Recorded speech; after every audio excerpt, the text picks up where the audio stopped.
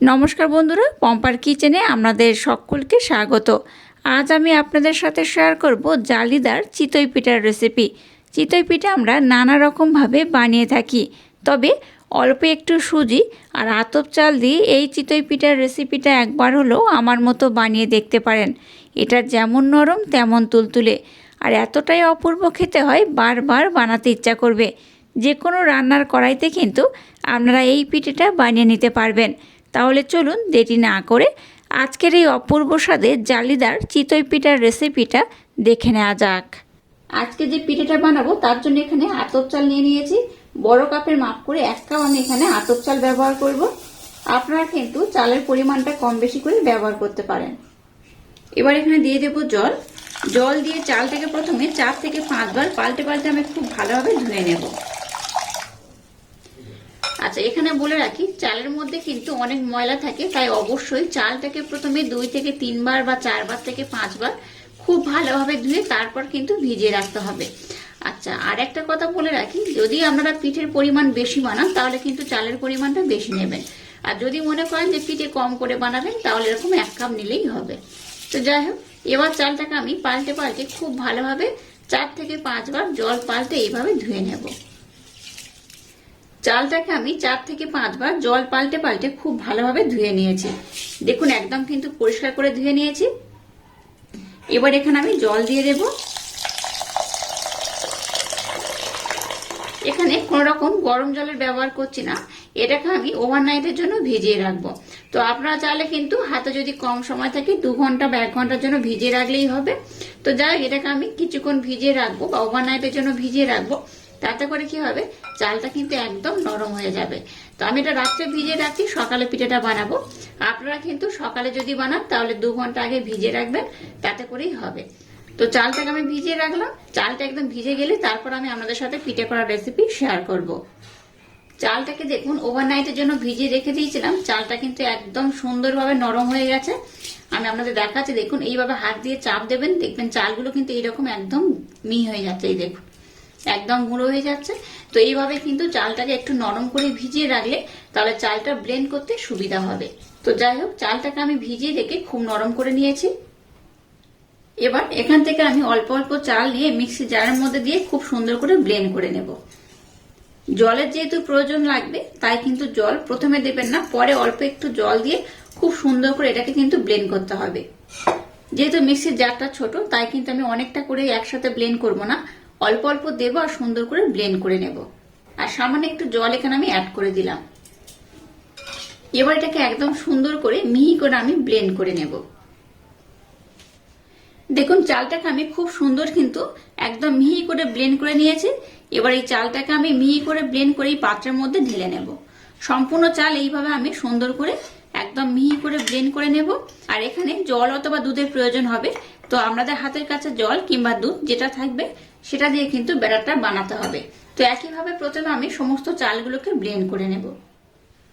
অবশিষ্ট চালগুলোকেও দেখুন খুব সুন্দর করে আমি ব্লেন্ড করে নিয়েছি। সম্পূর্ণটা এই পাত্রের মধ্যে আমি ঢেলে নিলাম।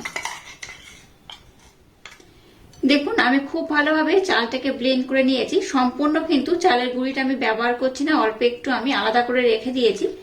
তো এটাকে এবার দেখুন খুব সুন্দর করে কিন্তু এখানে আমি 2-1টা উপকরণ অ্যাড করব, সেগুলো দিয়ে এটাকে আমি খুব সুন্দর করে ব্লেন্ড করব। তো এইভাবে কিন্তু একটু নর্মাল ভাবে মাখিয়ে নিলেই হবে। এই দেখুন এইভাবে ঘনত্বটা দেখুন কেমন হয়েছে। ব্লেন্ড করেছি, এখানে কিন্তু কোন রকম জলের ব্যবহার আমি করছি না। জলের ব্যবহার ছাড়া এই মিশ্রণটাকে আমি দেখাচ্ছি। দেখুন এখানে কিন্তু জল অথবা দুধের প্রয়োজন, তবে সেটা আমি একটু পরে ব্যবহার করব। তার আগে এখানে 2-1টা উপকরণ আমাকে অ্যাড করতে হবে, সেগুলো এখানে ব্যবহার করে নেব। এবার এখানে দিয়ে দেবো 2 চামচ সুজি। সুজির পরিমাণ খুব বেশি দরকার নেই, 2 চামচ দিলেই হবে। 2 চামচ দিয়ে দেবো মিল্ক পাউডার। দিয়ে দেব অল্প একটু লবণ। আর এই পিঠেটা বানাতে লবণ অবশ্যই ব্যবহার করতে হবে। এবার আমি সমস্ত উপকরণ আর একবার খুব সুন্দর করে কিন্তু মেখে নেব। এবার এখানে দেখুন লিকুইড দুধ নিয়েছি। আমরা চাইলে কিন্তু দুধের পরিবর্তে জল এখানে ব্যবহার করতে পারেন। তো অল্প একটু এখানে আমি লিকুইড দুধ অ্যাড করব। লিকুইড দুধ দিয়ে মিশ্রণটাকে আমি আর একবার খুব সুন্দর করে কিন্তু ব্লেন্ড করে নেব। এই মিশ্রণটার ঘনত্ব খুব যেমন পাতলা হবে না, আবার কিন্তু খুব ঘনও হবে না। খুব পাতলা হলে যেমন পিঠেগুলো ভালো হবে না, খুব ঘন হলেও কিন্তু ভালো লাগবে না। তাই কেমন ঘনত্ব হলে পিঠেটা একদম পারফেক্ট হবে আমি আপনাদের বলে দেব বা দেখিয়ে দেব। তো এখানে যেহেতু আমি সুজি ব্যবহার করলাম, তাই মিশ্রণটাকে আমি 10 মিনিটের জন্য রেস্টে রেখে দেব। 10 মিনিট পর আমি আবার ফিরে আসবো, আর তারপর এখানে আমি আরো একটা উপকরণ অ্যাড করব। তো 10 মিনিটের জন্য এটাকে আমি রেস্টে রেখে দিলাম। 10 মিনিটের জন্য মিশ্রণটাকে আমি রেস্টে রেখে দিয়েছিলাম। আর মিশ্রণটার ঘনত্ব কেমন হয়েছে এবার আমি আপনাদের দেখিয়ে দেব। তার আগে এখানে আমি আর একটা উপকরণ অ্যাড করব। এবার এখানে বেকিং পাউডার দিয়ে দেবো একদম অল্প করে, ছোট্ট চামচের 4 ভাগের 1 ভাগ। আবারও বেকিং পাউডারের উপরে সামান্য একটু আমি দুধ অ্যাড করব। আবারও এই মিশ্রণটাকে আমি খুব সুন্দর করে কিন্তু ব্লেন্ড করে নেব। বেকিং পাউডারটা আগে ব্যবহার করবে না, এরকম পরে ব্যবহার করতে হবে। বেকিং পাউডার দেওয়ার পর এটাকে আমি আবারও দেখুন খুব সুন্দর করে ব্লেন্ড করে নিয়েছি। এবার আমি ঘনত্ব আমাদের দেখিয়ে দেবো, তবে তার আগে এটাকে আমি আরো 2 মিনিটের জন্য রেস্টে রেখে দেবো। এই বেকিং পাউডার দেওয়ার পর 2 মিনিটের জন্য রেস্টে রাখলে কিন্তু খুব ভালো হয়, এই পিঠেটা ভীষণ জালিদার হবে। তো যাই হোক, এবার মিশ্রণটাকে আমি একটু রেস্টে রেখে দিলাম 2 মিনিটের জন্য। 2 মিনিট পর আমি আপনাদের দেখাবো এর ঘনত্ব কেমন হবে, আর কেমন হলে আজকের এই পিঠেটা একদম পারফেক্ট হবে। দেখুন এবার একটা হাতার মাধ্যমে আমি আপনাদের দেখিয়ে দিচ্ছি ঘনত্বটা কেমন হয়েছে। ঘনত্বটা কিন্তু এইরকমই হবে। আমি এই চামচের পিছনের পোর্শনটা দেখিয়ে আপনাদের বলে দিচ্ছি। দেখুন চামচের পিছনের পোর্শনটা দেখুন, এইভাবে একটা আঙুল দিয়ে দাগ দিয়ে দেবেন। দেখবেন এইভাবে নিচে করে থাকবেন, ধীরে ধীরে স্প্রেড হচ্ছে। খুব স্পিডে কিন্তু এটা স্প্রেড করবে না, তাতে করে জানবেন ব্যাটারটা একদম পারফেক্ট হয়েছে। এখানে কোন রকম ডাল বাটার ঝামেলা রইল না, অল্প একটু সুজি দিলেই দেখবেন এই পিঠেটা কিন্তু নরম তুলতুলে স্পঞ্জি হবে। আর আমি এখানে চালটাকে যেহেতু ব্লেন্ড করলাম, মানে নর্মাল চাল ভিজিয়ে রেখে ব্লেন্ড করেছি। আপনারা চাইলে কিন্তু এখানে কোন রকম চালের গুঁড়িও ব্যবহার করতে পারেন। যে কোনো ধরনের চালের গুঁড়ি এখানে ব্যবহার করলেও এই পিঠেটা খুব সুন্দর করে বানানো যাবে। তো বলে দিই, আজকের আমি বানাচ্ছি চিতই পিঠার রেসিপি, একদম ইউনিক পদ্ধতিতে বানাচ্ছি। আশা করছি আপনাদের ভীষণ ভালো লাগবে। তো চলুন এবার আমি চিতই পিঠেগুলোকে বানিয়ে নেব। এবার দেখুন গ্যাসটাকে জেলে দিয়ে একটা কড়া বসিয়ে কড়াটাকে ভালোভাবে গরম করে নিয়েছি। কড়াটাকে প্রথমে খুব ভালোভাবে গরম করে নিতে হবে। তারপর দেখুন একটা টিস্যু পেপারের মাধ্যমে একটু তেলের প্রলেপ এইভাবে লাগিয়ে দেব। তেল কিন্তু ডাইরেক্ট খুব বেশি ব্যবহার করার দরকার নেই, এইভাবে তেলের প্রলেপ অল্প করে লাগিয়ে দিলেই হবে। এবার 1 হাতা ব্যাটার এখানে দিয়ে দেব।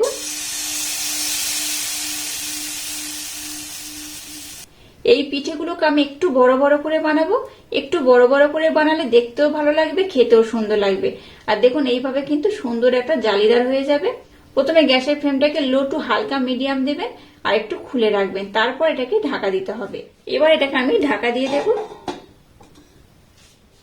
দেখুন আমি 1 মিনিট পরে দেখাচ্ছি।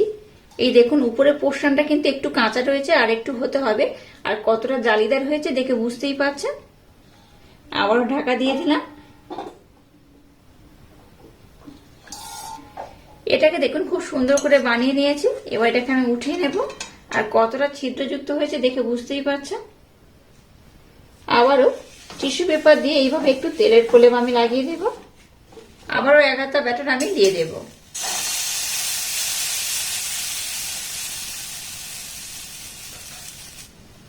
আবার এটাকে আমি ঢাকা দিয়ে হতে দেব।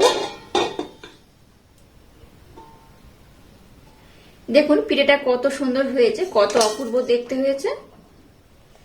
পিছনের পোর্শনটা দেখুন খুব ভালোভাবে হয়ে গেছে, দেখে বুঝতেই পারছেন কত সুন্দর হয়েছে। আমি একটু কিন্তু এরকম একটু হালকা লাল করে বানাচ্ছি। আপনারা চাইলে কিন্তু নর্মাল এটাকে বানিয়ে নিতে পারেন, মানে একটু সাদা রাখতে পারেন। আর এই দেখুন কতটা ছিদ্রযুক্ত হয়েছে দেখে বুঝতেই পারছেন, কতটা জালিদার হয়েছে। প্রত্যেকটা ছিদ্র কিন্তু খুব সুন্দরভাবে বোঝা যাচ্ছে, দেখে বুঝতেই পারছেন। আর কতটা দেখুন ফুলে গেছে। এইভাবে কিন্তু সমস্ত চিতই পিঠেগুলোকে আমি বানিয়ে নেব।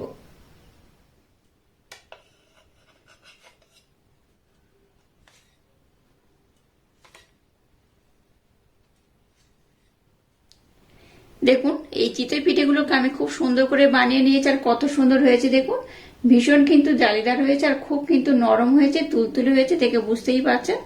এটা একবার এইভাবে বানিয়ে দেখবেন, বাচ্চা থেকে বড় সবাই ভীষণ পছন্দ করবে আর খুব মজা করে খাবে। আর এই দেখুন কতটা জালিদার হয়েছে। দেখেই বুঝতে পারছেন কত সুন্দর হয়েছে। এইভাবে একবার না বানালে ভীষণ মিস করবেন। আর এই শীতের সময় গুড়ের সাথে এই পিঠের কিন্তু জুড়ি মেলা ভার, তাই একবার না বানিয়ে খেলে দেখবেন ভীষণ মিস করবেন। এই দেখুন কতটা সুন্দর হয়েছে। আর আজকের এই অপূর্ব স্বাদে চিতই পিঠের রেসিপিটা যদি আপনাদের ভালো লাগে তাহলে চ্যানেলটাকে লাইক, শেয়ার, কমেন্ট এবং সাবস্ক্রাইব করবেন আর পাশে থাকা বেল আইকনটা প্রেস করে দেবেন। তাহলে টাটা, আবার দেখা হচ্ছে নতুন কোনো রেসিপি নিয়ে।